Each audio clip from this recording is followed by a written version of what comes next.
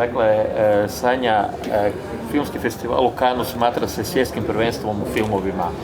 Svatko tko je nešto u filmskom svijetu dolazi u Cannes. Koji je razlog zbog čeg si ti došla u Cannes? Isto zato što sam netko u filmskoj industriji. Došli smo promovirati Duart platformu, došli smo promovirati sve hrvatske filmaše, ponajviše glumce, s obzirom da smo krenuli s njima 2016. Ali evo sada 2020. kada smo napravili novu inačicu platforme i stavili sve otvoreno za sve filmske djelatnike platformu, došli smo promovirati sve njih i nas u Cannes filmski festival. Kada netko se zainteresira za vašu platformu, što je ono osnovno što mu vi kažete ovdje tu u Cannesu na štandu? Pa osnovno je to da zapravo mi sve filmske djelatnike okupljamo na jedno jedinstveno digitalno mjesto. Prednost platforme Duart je što ima izvrsne pretraživače i zapravo kroz te tražilice vrlo jednostavno se dođe do osobe do koje se treba doći.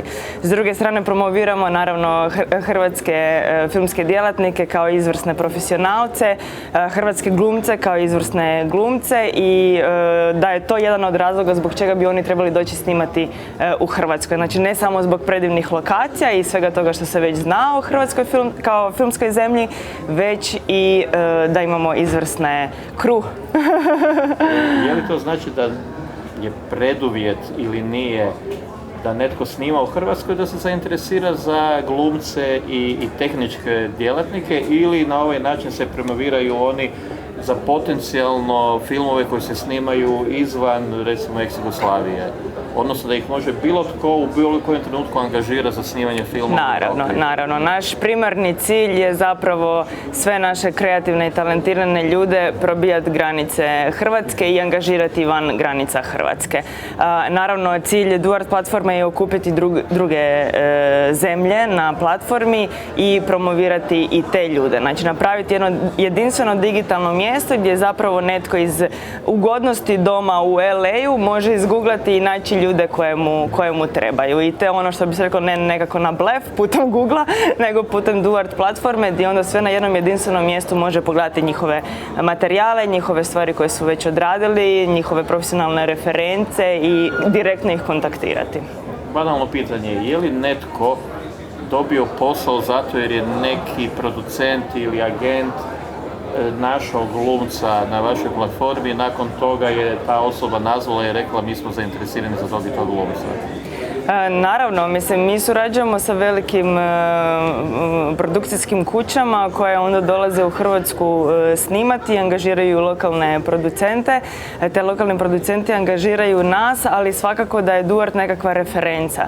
Znači u trenutku, na primjer, casting procesa ja umjesto IMDb linka šaljem Duart link, zato što je jednostavnije jer je preglednije i oni putem toga pregledaju sve materijale o toj osobi na jednom jedinstvenom mjestu. I to im puno olakšava posao, puno je brži tada proces i svakako da se apsolutno svi uvijek iznenade i oduševe kad im predstavljamo naše filmske djelatnike i apsolutno ostanu oduševljeni i dapače, to je cilj, onda je nekakav step nakon ovog koraka da se zapravo njih onda krene angažirati i u druge projekte, ne samo projekte koji se snimaju u Hrvatskoj. Koliko glumaca i filmskih djelatnika brojkom se može naći na Duartovoj platformi? Trenutno koliko ih se može naći?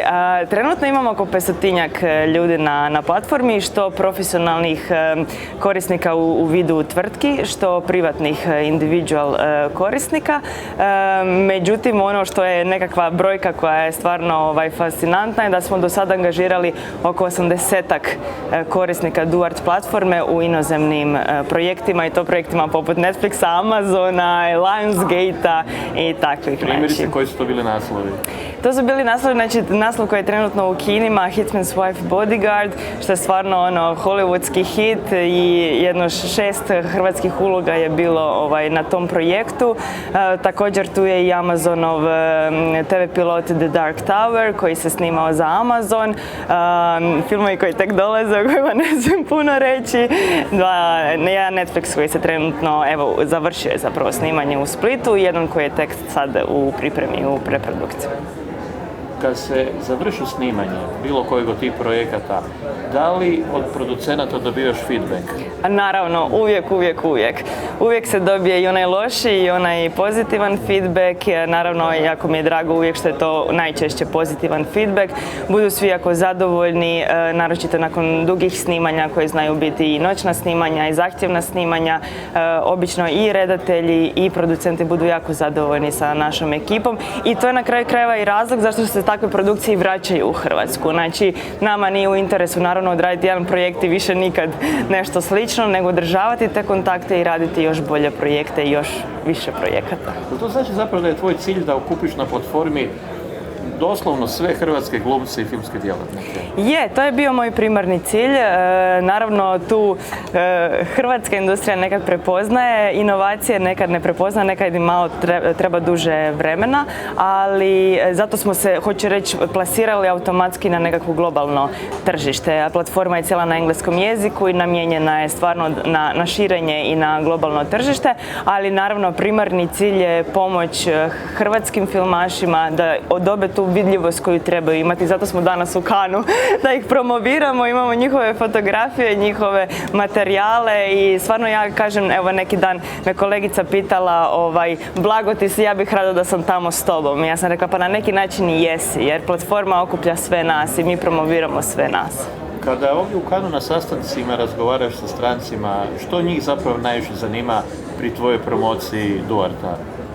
Pa najviše ih zanima zapravo ta nekakva sigurnost i profesionalnost ljudi koji će angažirati. Znači, to će sigurno biti jedan fakt odluke zašto bi oni došli snimati u Hrvatsku. Časopis Locations je featurao, znači promovirao Hrvatsku i sigurno da su lokacije nešto zbog čega će neko doći. Sigurno da je incentives nešto zbog čega će ljudi doći. Ali onda im fali, ja mislim, još onaj jedan korak povjerenja i kada im mi kažemo da se stvarno mogu opustiti i imati povjerenja i u hrvatski crew i u hrvatske glumce, mislim da im onda nekako lakše da takvu stvar mogu i ostvariti. I na kraju kraja projekti koje smo odradili sigurno govore u prilog tome. Da, nekada je pokojni Branko Lustig garantirao svojim imenom da će sve biti u redu na snimanjima u Hrvatskoj, da su to zaista kvalitetni ljudi, naročito kad se govori o tehničkom osoblju koji je uvijek više nego glumaca. Naravno. A sada ti tek trebaš postati osoba koja će garantirati da sve što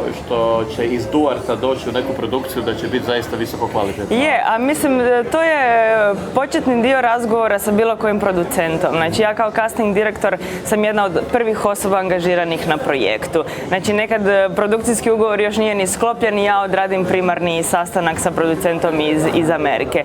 I stvarno ih opusti ta činjenica kad im ja kažem opustite se, relax. Ljudi imaju akademije, profesionalni su, školovani su, garantiramo mi i sa svojim nekakvim svojim brendom i sa svojim imenom na kraju krajeva i sa odrađenim projektima da će to stvarno biti u redu.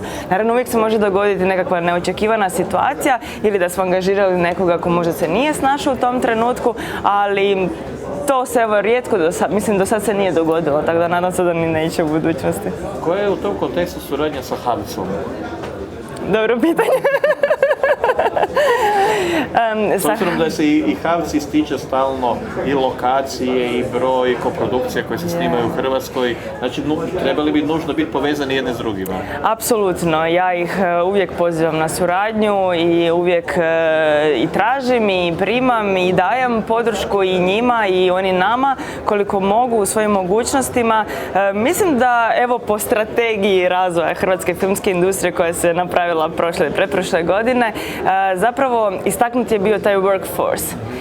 I ja kažem, to je točno to. Znači, Duart platforma je nekakva digitalna infrastruktura koju mi trebamo da bismo mogli razvijati dalje filmsku industriju. Znači, ukoliko HAVC većim dijelom je fokus njihov na promociju filmova koji su u preprodukciji, koji su završeni, koji tek trebaju krenuti na put svojih festivala, ja kažem da mi smo tu da promoviramo workforce, znači ljudske kapacitete za razvoj takve produkcije, za realizaciju velikih projekata poput ovih koji smo odradili, koji ćemo tek odraditi.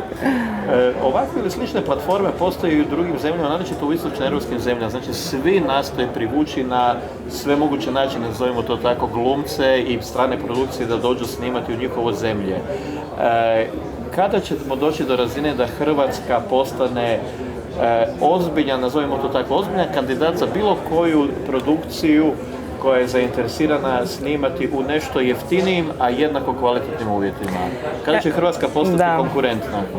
Mislim da će postati tada kad sad svi shvatimo da nam je to svima u interesu i kada se svi na neki način udružimo, povežemo i podržimo. Mislim da smo trenutno svi malo se laktarimo i borimo, naravno zbog sebe, zbog svog opstanka, međutim stvarno moj nekakav cilj je pozvati sve na suradnju. Ne zbog toga što je moj cilj okupiti sve filmske djelatnike, nego zato što stvarno smatram da ćemo na taj način biti konkurentni i snažni.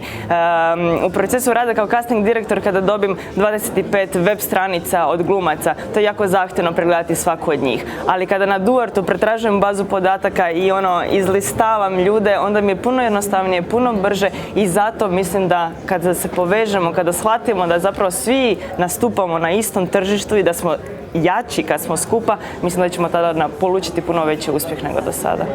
Ti si završila akademiju, ti si zapravo akademska glumica. Je li bi ti, da si ostala glumica, prijavila se u Duart i Apsolutno. u čemu bi bilo glavni razlog zbog kojeg bi se prijavila u Duart? Apsolutno, ja sam još uvijek glumica.